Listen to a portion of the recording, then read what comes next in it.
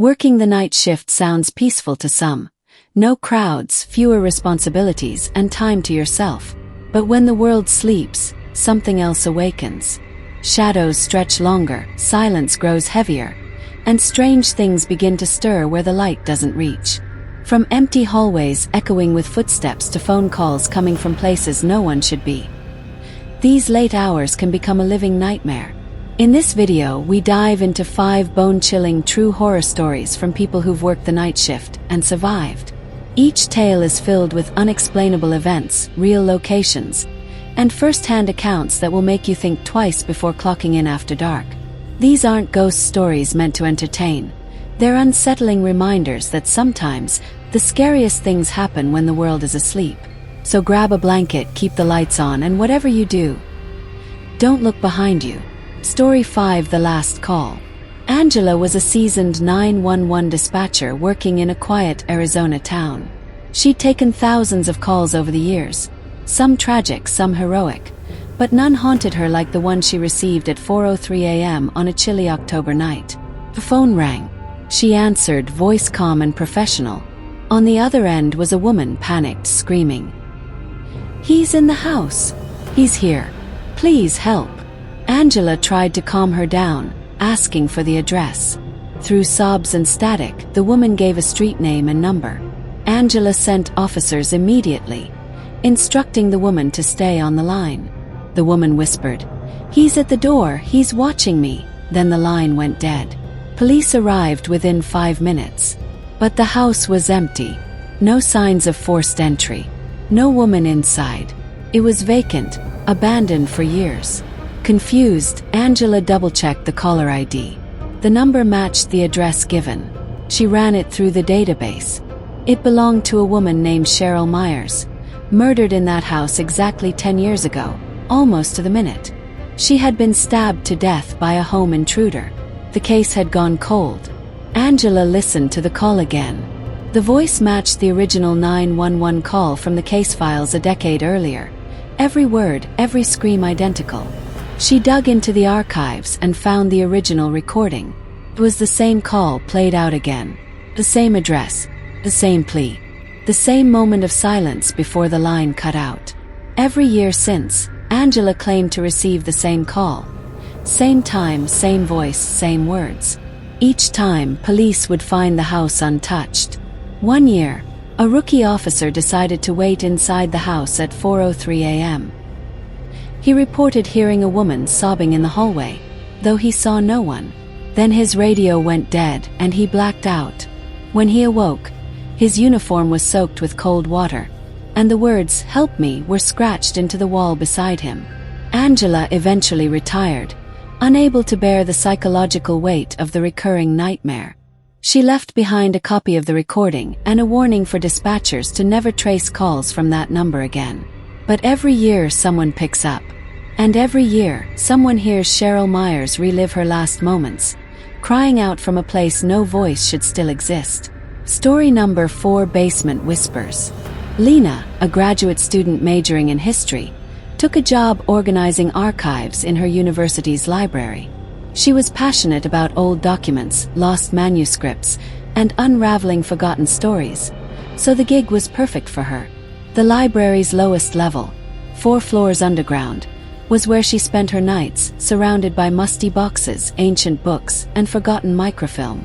There was no cell service down there, and the Wi-Fi barely worked, but she didn't mind. It was peaceful, until it wasn't. One evening around 1:30 a.m., she began hearing a strange whispering sound. At first, she thought it was the old ventilation system, but the sound was rhythmic, almost like words. It came from the back corner, behind several rusted filing cabinets. As she followed it, the whispering grew clearer, forming phrases she couldn't quite understand. Then she noticed a door she'd never seen before, painted the same color as the concrete wall, barely noticeable. Above it, a plaque read, "Restricted." She checked the floor blueprints. That room wasn't listed. Curious, she used her library keyring to try a few keys until one clicked. The door opened into a narrow room lined with empty shelves and, oddly, a single red chair in the center. The moment she stepped inside, The door slammed shut behind her.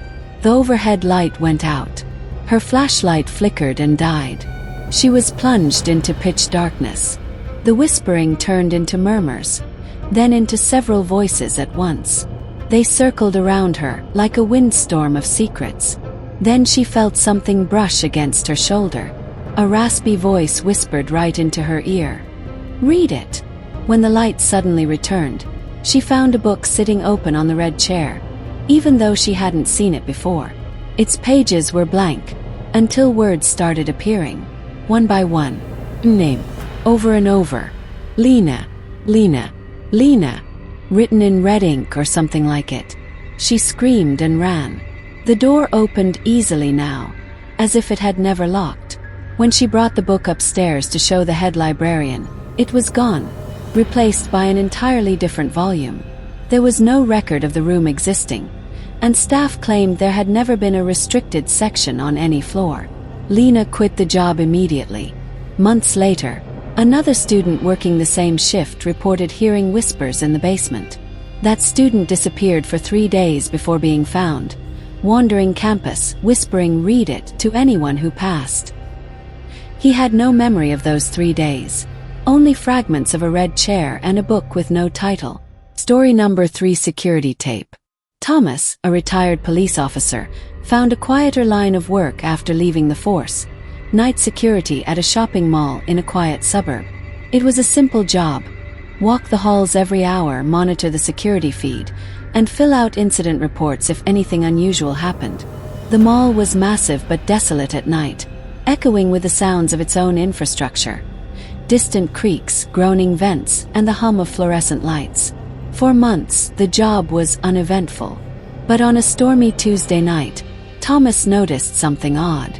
At 3:12 a.m., Camera 4, which overlooked the entrance of an old abandoned toy store, glitched out.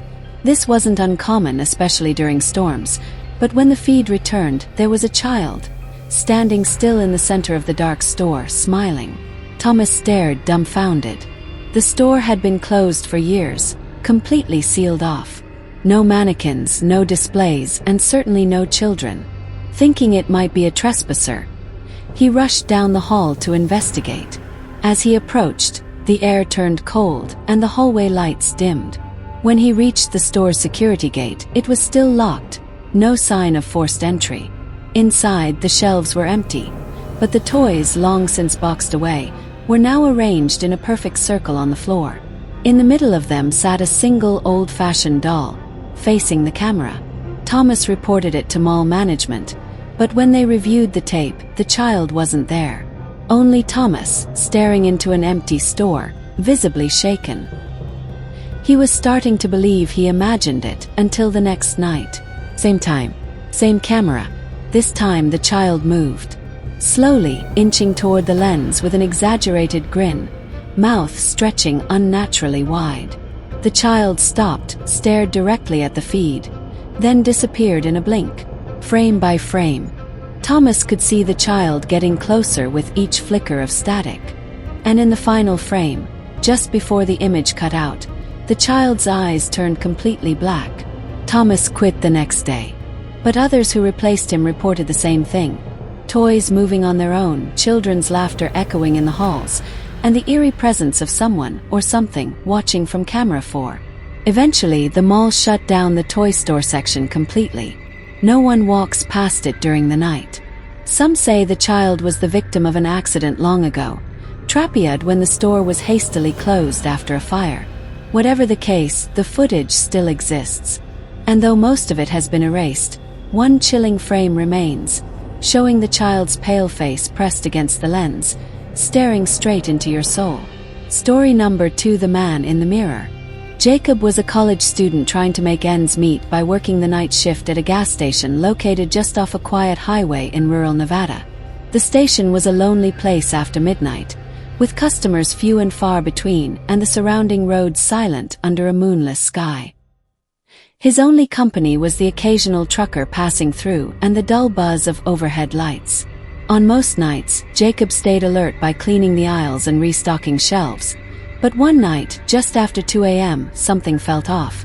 The lights began flickering, not in the usual power-saving kind of way, but in sharp, sudden pulses. He ignored it and walked to the employee restroom to splash water on his face.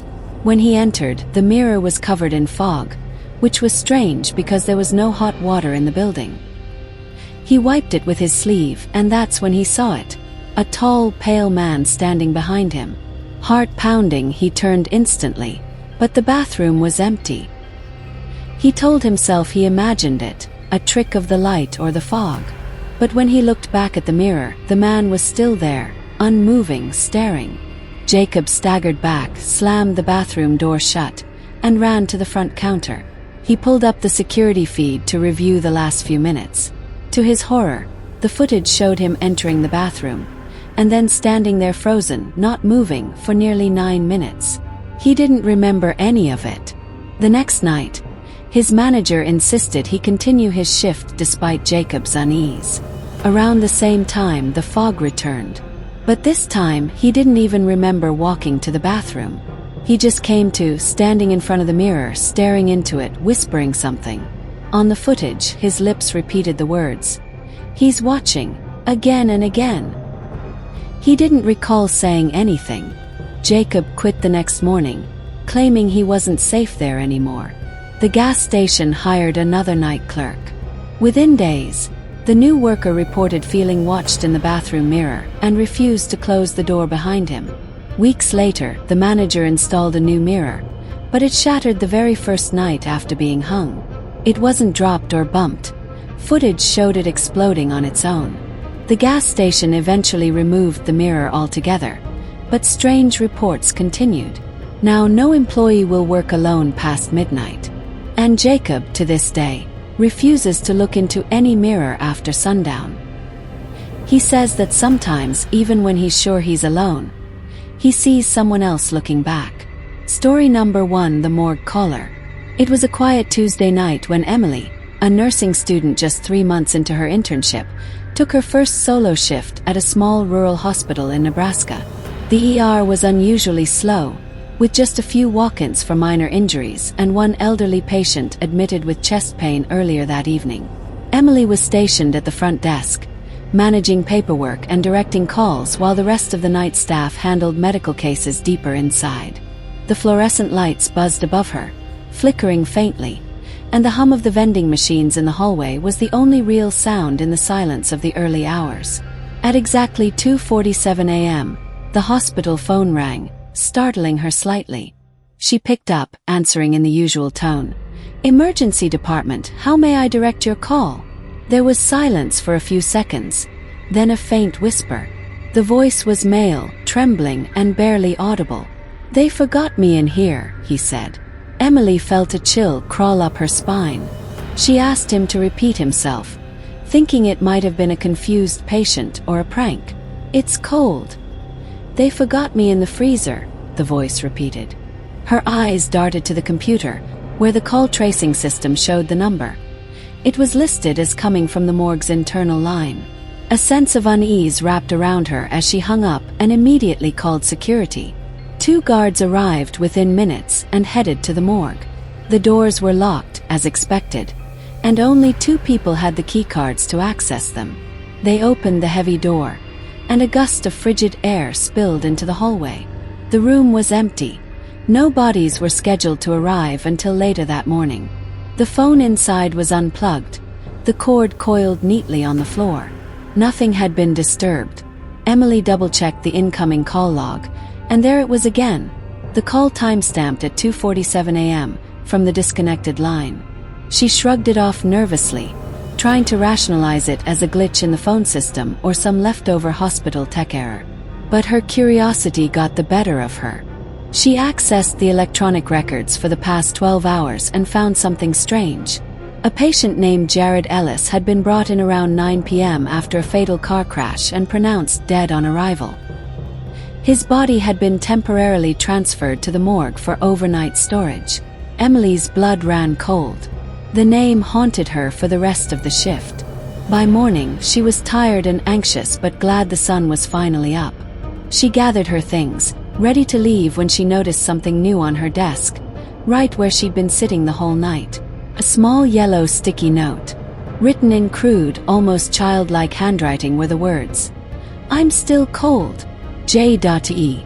Emily froze in place, her fingers trembling as she held the note.